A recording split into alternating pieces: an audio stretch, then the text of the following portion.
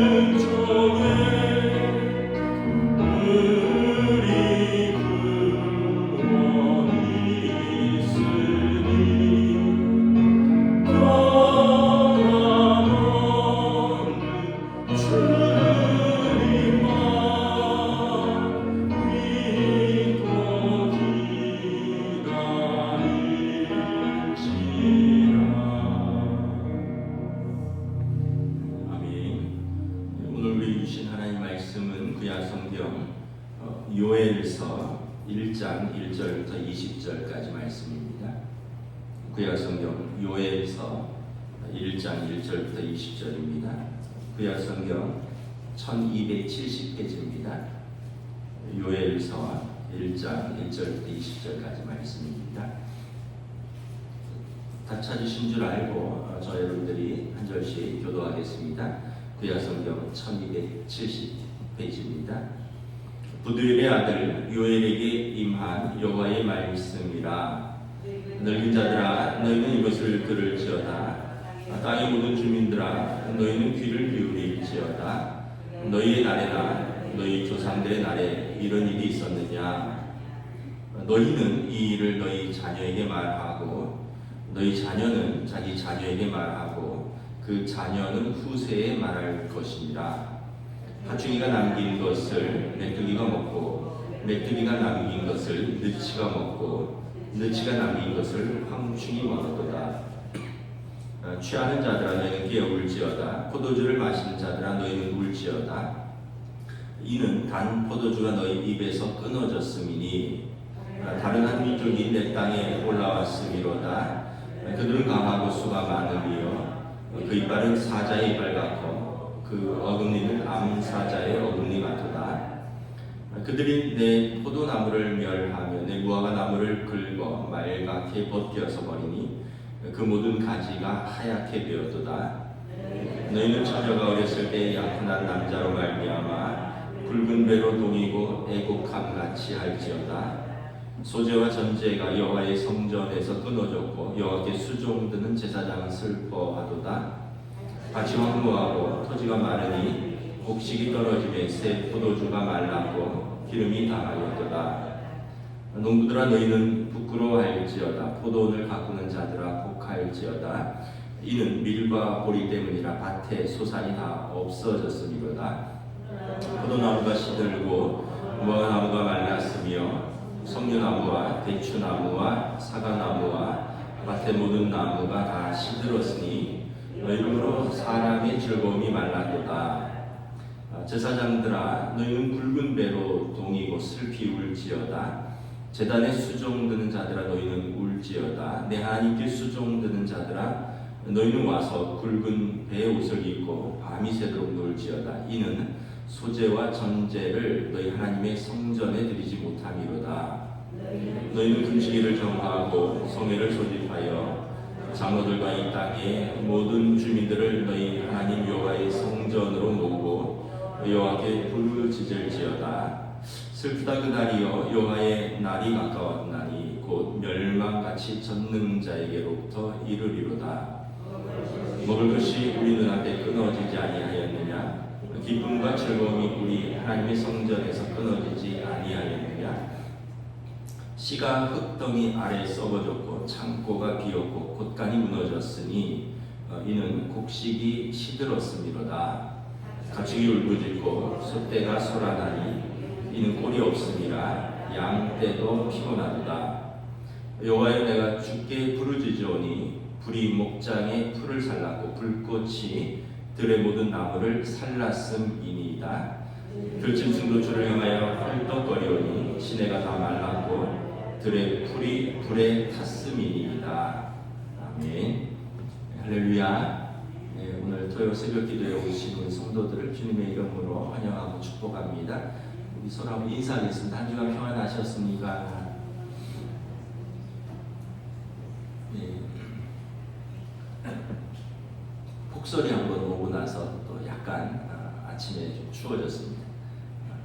그래도 또 낮에는 또 따뜻해지고 하니까 그래도 뭐 봄은 오는 거죠.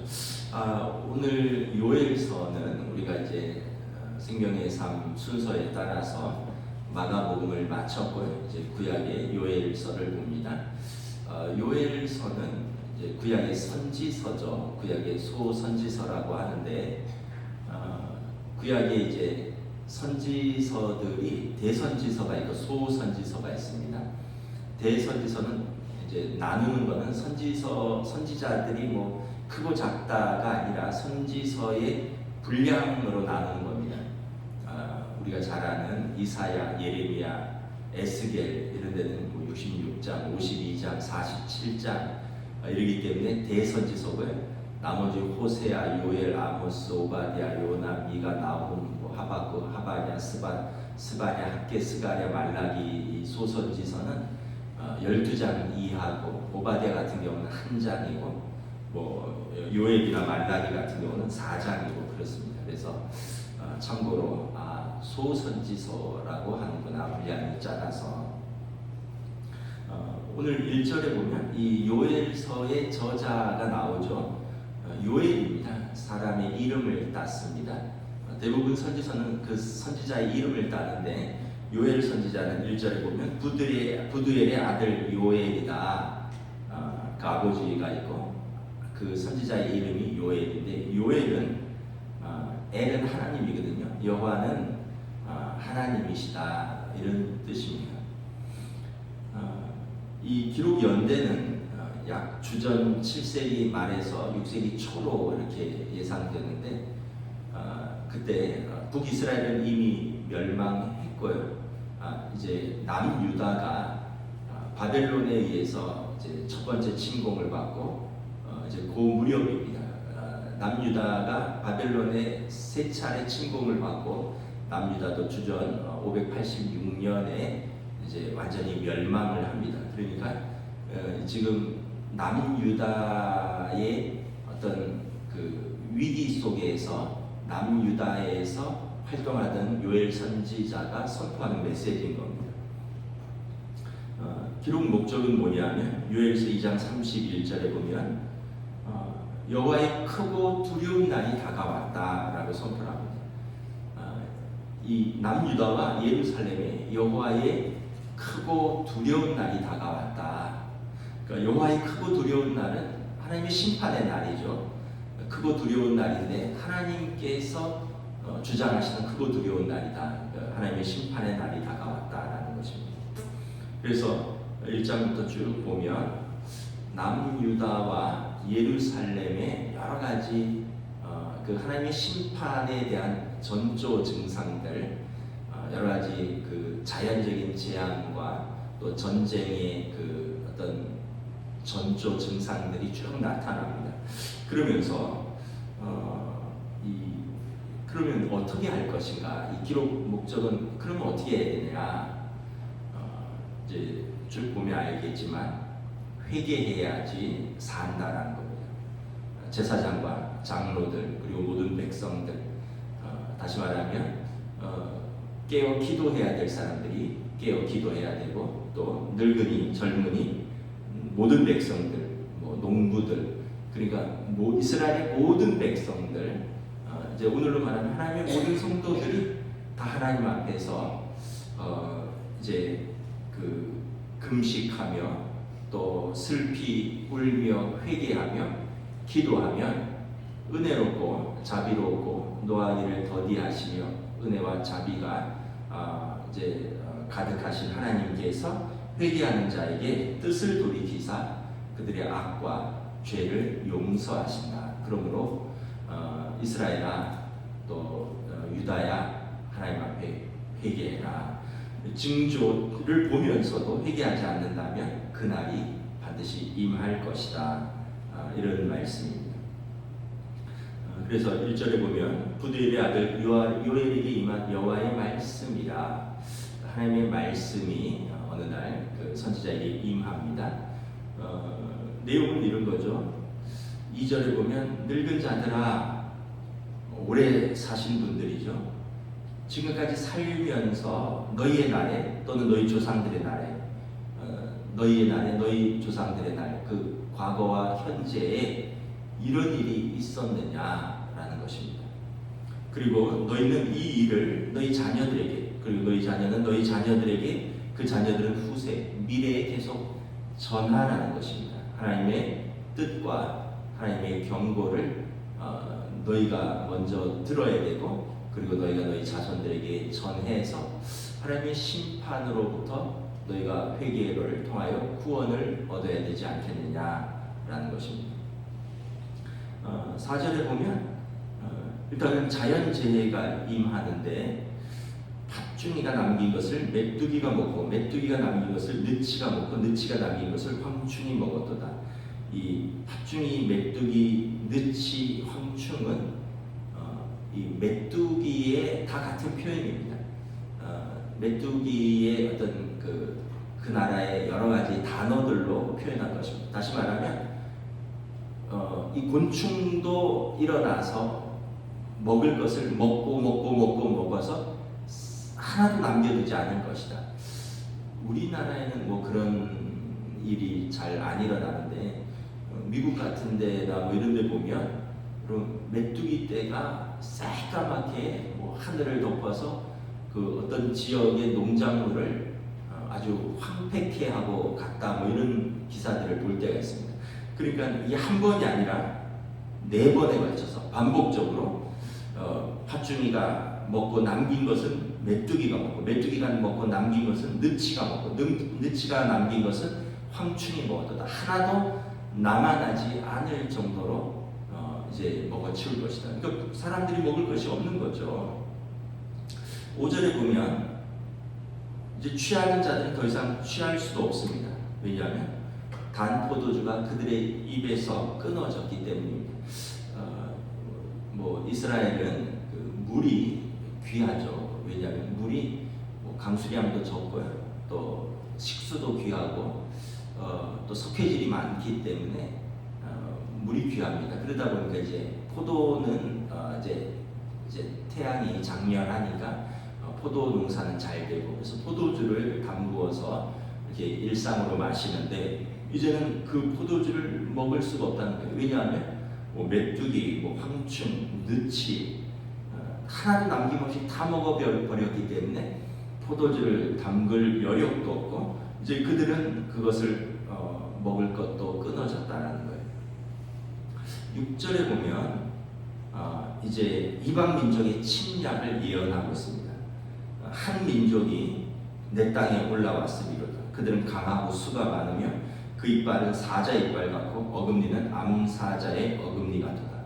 바벨론의 출현입니다. 바벨론이 아시리아를 멸망시키고 이제 신바벨론입니다. 이 바벨론은 이제 이후에 페르시아에 의해서 멸망되겠지만 이제 근중동을 패권을 장악하는 지금의 이라크입니다. 이라크 그 나라들이 일어나서 팔레스틴을 이제 짓밟을 것입니다. 지금 이때가 주전 7세기 말에서 6세기 초로 예상되니까 아마 1차 침공은 있었고 이제 앞으로도 2차례 더 침공할 것이고 3차례 침공 끝에 예루살렘은 돌 위에 돌 하나 남지 않고 성벽은 무너지고 성전은 불에 타고 젊은이들은 바벨론으로 포로로 끌려가고 늙은이들만 이제 병든 자들과 노약자들만 그 땅에 남아서 폐허가 된 땅에서 굶어 죽을 것이다라는 것입니다. 7절에 보면 이 이방 민족들이 침략하면 어떻게 됩니까? 이 포도나무를 멸하고 무화과 나무를 긁어서 말갛게 벗겨버릴 것입니다. 그럼 고대 전쟁에서 어떤 한 나라를 이제 침략하고 그리고 이제 그 나라가 재건될 수 없도록 이제 나갈 때 살림에 불을 질러버립니다.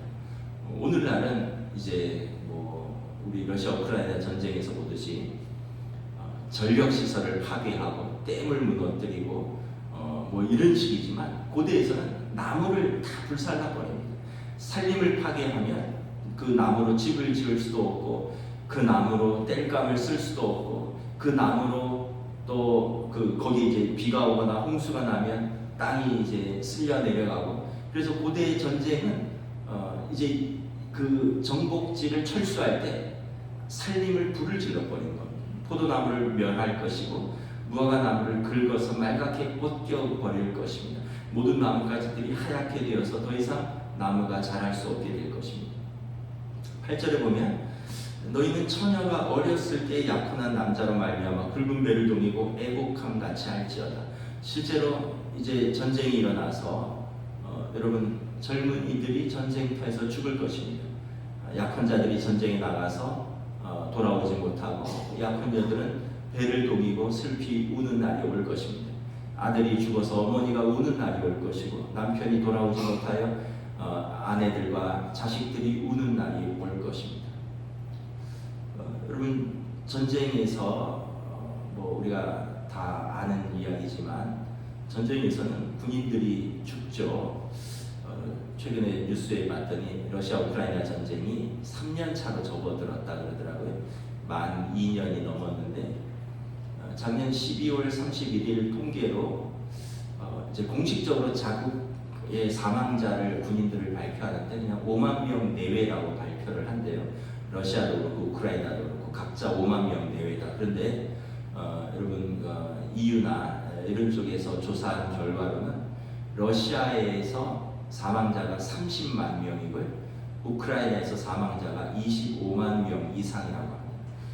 여러분 젊은이들이 2년 동안 양국에서 55만 명 이상이 죽은 것입니다. 전쟁 때문에. 정말 푸틴은 하나님 앞에서 어떤 심판을 받으려고 수많은 영혼들과 수많은 생명과 그 가족들의 눈물과 어떤 심판을 받으려고 자기도 병이 있다고 하는 것 같은데 전쟁을 멈출 줄을 모르는 걸 보면서 하나님의 심판을 두려워하지 않는 사람들이 있구나. 난민은 여러분 수백만 명입니다. 죽은 사람만 양쪽에서 그렇고요. 우크라이나에서 난민은 수백만 명입니다. 우리 6.25 전쟁 생각하시면 될 것 같아요. 이제 이스라엘과 가자 지구도 그렇죠. 하마스가 이스라엘을 작년 10월에 갑자기 공습하고 인질을 납치하면서 이스라엘이 이제 보복 전쟁을 시작했잖아요. 가자 지구에 200만 명 정도가 산다고 하는데 거기에 지금 2차 대전에 독일의 연합군이 쏟아부었던 폭탄을 그 3개월 동안에 지금 쏟아부었대요. 가자 지구에. 그래서 가자 지구는 80%가 파괴되었다고 합니다. 그 지역은 여러분 살 수가 없는 거죠. 여러분 80%면 어떻게 해요? 집 10채 중에 8채가 파괴된 거예요. 그러니까 사람이 살 수가 없고 누적 사망자가 작년 12월 말고로 22,000명입니다. 하루 평균 200명이 죽는데요. 그 좁은 그 가자 지구 한 도시에 매일 폭탄이 떨어지니까 하루 평균 200명, 작년 3개월 만에 22,000명이 죽었는데 50일이 더 지났으니까 200명씩 50일 더하면 10,000명이 추가죠. 그러니까 거기도 지금 한 3만 명 이상이 죽은 겁니다. 그런데다가 지금 예멘의 후티 반군이 그 사우디아라비아 그 홍해를 지나가는 그 서방의 상선들을 공격하고 있잖아요. 그래서 그쪽에 운하를 통과해야 되는데 이제 거기를 위험하니까 이제 남아프리카 공화국으로 삥 돌아서 가니까 40일인가 더 걸린다 그러죠. 그러니까 지금 물류비가 다 오르고 있고 또 유가, 공유 지금 안 오르는 게 없다 그러잖아요. 그래서 여러분 지금 여기 10절에 보면 그 전쟁 때문에 땅이 황무하고 토지가 마르고 곡식이 떨어지고 포도주가 말랐고 기름이 다 떨어졌고 농부들은 애곡할 것입니다. 밀과 보리 때문입니다. 소산이 다 없어졌습니다. 포도나무가 시들었고 무화과 나무가 말랐습니다. 송유나무와 대추나무와 사과나무와 밭의 모든 나무가 시들었습니다. 이러므로 사람의 즐거움이 말랐도다. 땅과 또 그 땅에 사는 사람들이 먹을 것이 다 떨어졌습니다. 9절에 보면 당연히 예배도 중단되었습니다. 소제와 전제가 여호와의 성전에서 끊어졌고 여호와께 수종되는 제사장은 슬퍼하고 있습니다. 18절에 보면 어떻게 되냐면 가축도 지금 모든 피조 세계가 다 이렇게 고통을 당하는 겁니다. 사람만 그런 것이 아니라 가축이 울부짖습니다. 소떼와 양떼가 꼴이 없은 거예요. 먹을 풀도 없고 사료가 없어서 피곤합니다.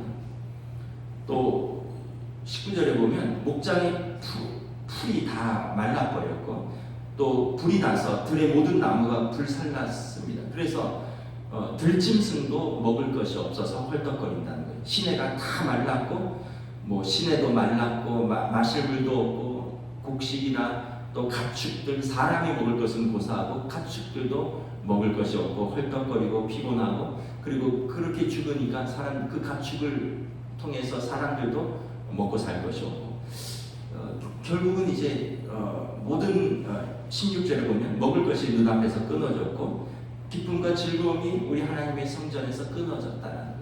사람들이 성전에 모여서 기뻐하며 예배드리고 그리고 그 이스라엘의 그 상징하는 어떤 포도나무, 무화과나무, 감람나무, 과일들과 또 포도주와 올리브유를 통해서 그들이 즐거워하던 것이 다 끊어졌다는 거예요. 그래서 15절에 보면 슬프다. 그날이요 여호와의 날이 가까웠도다. 하나님의 심판의 날이 가까웠도다라는 것입니다. 그러면 어떻게 해야 되느냐? 13절 14절에 교회의 책임, 성도들의 책임에 대해서 말합니다. 13절에 보면 제사장들아, 14절에 장로들아, 그리고 그 땅의 모든 주민들아, 여호와 앞에서 슬피 울지어다. 하나님 앞에서 울며 회개하라는 것입니다. 14절에 너희가 금식일을 정하고 어차피 먹을 것도 없으니 하나님 앞에서 금식하며 울부짖으며 너희가 여호와께 부르짖으라는 것입니다. 이 땅에 하나님의 은혜를 베풀기를 위하여 너희 제사장들과 장로들과 모든 이 땅의 백성들은, 성도들은 하나님 앞에서 그 심판의 날에 하나님의 긍휼과 은혜를 위하여 기도하라는 것입니다. 이것이 교회의 사명이고 성도들의 사명이라는 것입니다. 그러면 노하기를 더디하시며 은혜롭고 자비롭고 그리고 하나님께서 자기 백성에게 은혜와 자비가 있어서 그들의 죄와 그들의 악과 그들의 과실을 용서하실지 어떻게 알겠느냐? 그러므로 너희는 기도하라. 너희가 겸비하고 회개하고 기도해야 될 책임이 우리에게 있다는 것입니다. 우리나라는 그렇게 어렵지만 어렵지는 또 않죠. 왜냐하면 전쟁이 난 것도 아닙니다. 그런데 작년에 어떤 보고서를 봤더니 앞으로 전쟁이 나면 어디에서 나겠느냐? 두 군데예요. 대만과 한국이래요. 대만과 한국이다. 그러니까 여러분 우리가 외부에서는 우리나라를 굉장히 위태롭게 보는 겁니다. 만약에 그럴 리는 없겠지만 그래서도 안 되고 만약에 그렇게 되면 어떻게 될까요? 다 쑥대밭이 되는 거죠. 우리 아들들은 전쟁터에 가는 거고 60이 안 됐으니까 저도 아마 전쟁터에 나가야 되지 않을까. 여러분 교회를 예배를 드릴 수가 있겠습니까? 여러분들이 생업을 지킬 수가 있겠습니까? 여러분 우리가 교육을 할 수 있겠습니까? 그러니까 우리가 깨어 기도해야 되는 책임이 있다는 거예요. 그 일이 지금도 이스라엘은 여러분 그때는 이 전쟁이 징조가 있었지 완전히 정복된 상태가 아닌 상태. 그러므로 그들에게 경고하는 것입니다. 하나님께서도 오늘 우리에게 믿는 자들이, 교회 지도자들이, 성도들이 이 땅을 위하여 무너진 것을 막아서고 또 하나님의 진노를 막아서며 깨어 기도할 자들을 찾으신다는 거예요. 이게 우리 믿는 자들의 사명이라는 것입니다. 그래서 우리가 여러 가지 어떤 면에서 보면 좀 현실은 참 답답하죠. 정치가 답답하죠. 이제 총선을 얼마 앞두고 여당과 야당 아주 지리불란하고 또 여당은 여당 내에서 야당은 야당 내에서 공천 때문에 시끄럽고 탈당하고 제3지구 만들고 제3지구 만드는데 열흘 만에 또 쪼개지고 정치를 생각하면 어지럽습니다. 정치는 이해관계를 조정하는 건데 이해관계를 잘 조정을 못하는 것 같아요. 의대 정원이 3,500명 정도 1년 정원이라는데 갑자기 단계적도 아니고 1년에 2,000명을 지원한다니까 의사들이 반대를 하는 게 어쩌면 당연하죠. 그리고 지금 대형 병원들은 한 30%가 지금 큰 수술이나 진료가 다 미뤄지거나 그래서 지금 그 지역의 협력병원으로 다 보내고 있습니다. 제가 전화를 받았는데 최인종 권사님도 큰 수술을 받았기 때문에 이제 거기서 계속 치료하고 처방을 받아야 되는데 의사들이 수술은 끝났으니까 드레싱 해주는 거 외에 할 게 없다. 아드님 모시고 협력병원 소개해 줄 테니까 가시라. 지금 수술하고 이런 더 처치할 게 없다. 그래서 여러분 지금은 중병 걸리시면 안 되는 때입니다. 중병 걸리면 제대로 치료도 못 받는데 교육계도 난리죠. 지금 여러분 연고대 성균관대 그 최고의 그 어떤 상위권 학생들이 재수한대요. 의대 간다고. 2,000명 느니까 나도 의대 간다고. 그러고 막 다 재수한대요. 교육계도 지금 난리고요.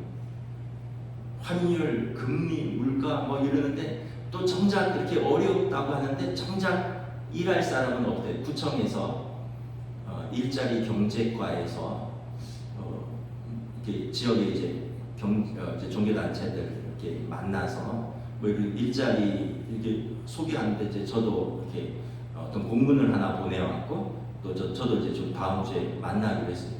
왜 그런가 했더니 쉽게 얘기하면 그 호텔이나 이런 데서 일할 사람이 없대요. 그래서 교인들 중에 좀 연세 드신 분들 또 그 마땅히 이제 직업이 없는 분들을 구청에서 교육을 시켜주겠다는 거예요. 호텔에서 일하는 법, 또 무슨 어디서 일하는 법. 그래서 제가 다음 주에 뭐 각 종교단체들을 찾아와서 하는데 저도 이제 찾아와서 뭐 유인물 주고 좀 설명을 해주겠대. 공문만 보니까. 그런데 이렇게 보니까 뭐 어쨌든 뭐 스케줄 근무긴 한데 호텔이고 이러니까 뭐 250만 원, 300만 원 준대요. 그런데 한국 사람은 일할 사람이 없대요. 그래서 좀 난리라는 거죠. 그러니까 이게 뭔가 싶기도 해요. 일자리는 없다 그러는데 또 어떤 곳에는 또 일할 사람이 없다 그러고. 그래서 참 이게 정말 혼란스러운 거죠. 그러니까 다 원하는 그냥 다 넥타이 매고 다 정시에 출근하고 정시에 퇴근하고 복지 잘 되는 좋은 일자리가 없다는 거예요. 그렇지 않고 다른 일자들은 많은데 거기는 한국 사람들이 부족하다. 뭐 이런 제가 이제 나중에 그거 한번 자세히 설명 듣고 만약에 있으면 우리 공지하도록 할게요. 유인물 같은 거 우리 어르신들 중에서도 혹시나 이제 또 가능하신 분들은 또 지원해서 또 뭐 교육받고 또 일하면은 뭐 취업하면은 시간당 10,000원 가까이는 주는 데니까 어쨌든. 그래서 우리가 이걸 이렇게 보면 이게 풍요 속의 빈곤이고 또 발전 속에서 혼란이 있구나.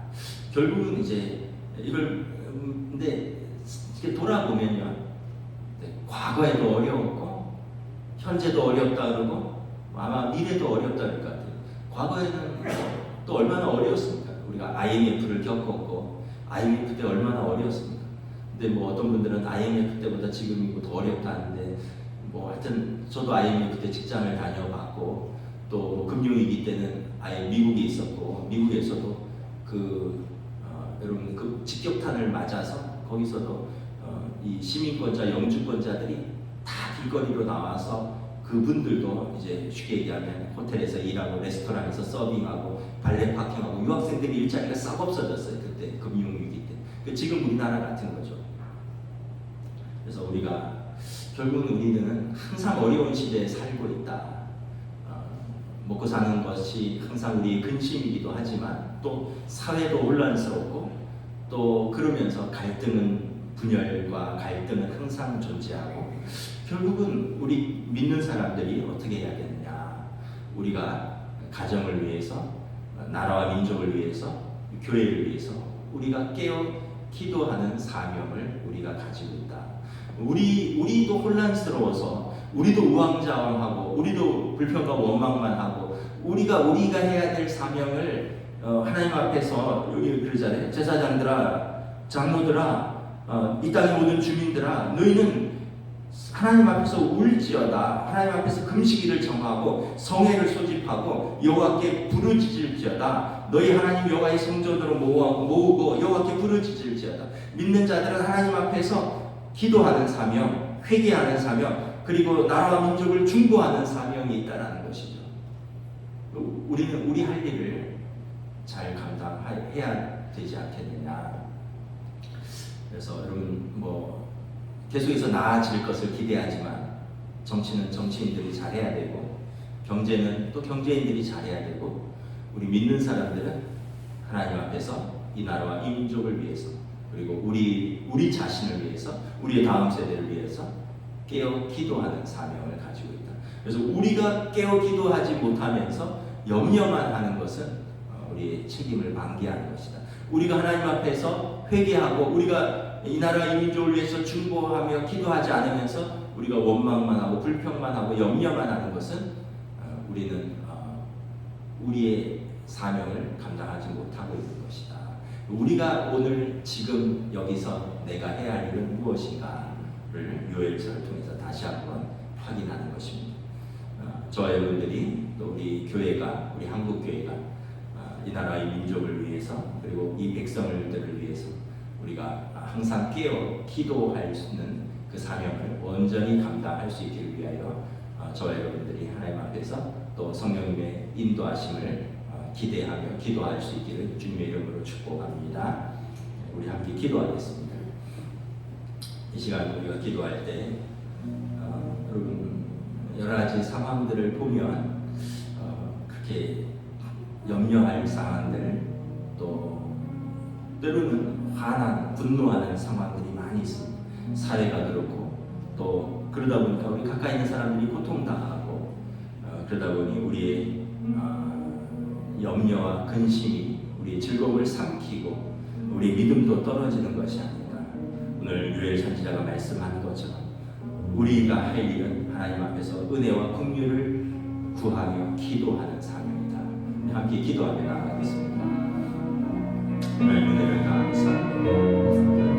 주신 말씀에 통하여 우리가 하나님 앞에서 믿음으로 이 땅과 이 민족을 중보하며 기도하며 우리 가정을 또 돌아보면 우리 기대인들의 삶, 또 우리의 가정, 우리 자녀들을 돌아보며 이 땅과 이 민족을 또 강렬한 또 총선, 대중 총선 여러 가지 상황들 속에서 우리가 깨어 기도하지 않는 이 시험과 고난 속에서 우리가 우리 자신을 지킬 수 있고 우리 가정과 이 땅과 이 민족을 위해 기도하는 사명을 위하여 우리가 부르심을 받았음을 다시 한번 고백하고 주여 은혜 베풀어 주시옵소서. 주여 긍휼히 여겨 주시옵소서. 하나님의 교회가 깨어 기도하는 이 사명을 온전히 감당하는 교회와 성도들을 주시옵소서. 요엘 선지자가 이제 남유다와 이스라엘에게 여호와의 크고 두려운 날이 오기 전에 너희가 여러 가지 징조들을 보면서 회개하고 금식하며 여호와의 성전에서 깨어 기도하라 말씀합니다. 여러 가지 징조들을 보면서 너희가 깨닫지 못하느냐, 앞으로 크고 두려운 날이 다가올 때 너희가 어떻게 하나님 앞에서 이 심판을 견디려고 하느냐. 제사장들아, 장로들아, 이 땅의 모든 백성들아, 너희는 하나님 앞에서 울지어다. 너희는 금식하며 여호와의 성전에 모여서 여호와께 불을 지으라. 하나님께서 뜻을 돌이키사 너희에게 은혜와 긍휼을 베푸실지 어찌 알겠느냐. 오늘 선지자의 선포가 오늘 우리 한국교회, 우리 믿는 자들에게 주시는 말씀으로 받기를 원합니다.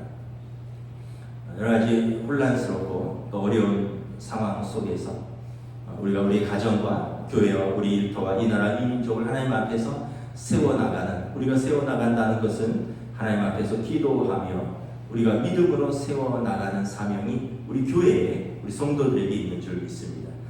우리가 어떤 큰 일은 할 수 없을지 몰라도 내가 서 있는 자리에서 깨어 기도하고 내가 서 있는 그 자리, 작은 자리, 우리 가정을, 우리 작은 교회를 하나님 앞에서 세상 가운데서 믿음으로 세워나가는 기도하는 사명을 우리가 잘 감당할 수 있기를 원합니다. 이를 위하여 우리가 부르심을 받았으니 또 이를 통하여 우리 가정이 살아나고 이를 통하여 한국교회를 통하여 이 나라와 이 민족이 소망을 가질 수 있도록 우리를 통하여 하나님 이 땅을 긍휼히 여겨 주시옵소서.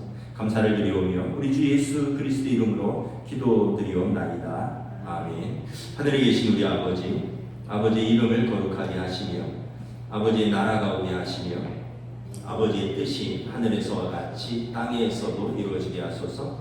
오늘 우리 일용할 양식을 주시고 우리가 우리에게 잘못한 사람을 용서하여 준 것 같이 우리 죄를 용서하여 주시고 우리를 시험에 빠지지 않게 하시고 악에서 도와소서. 나라와 권능과 영광이 영원히 아버지의 것입니다. 아멘.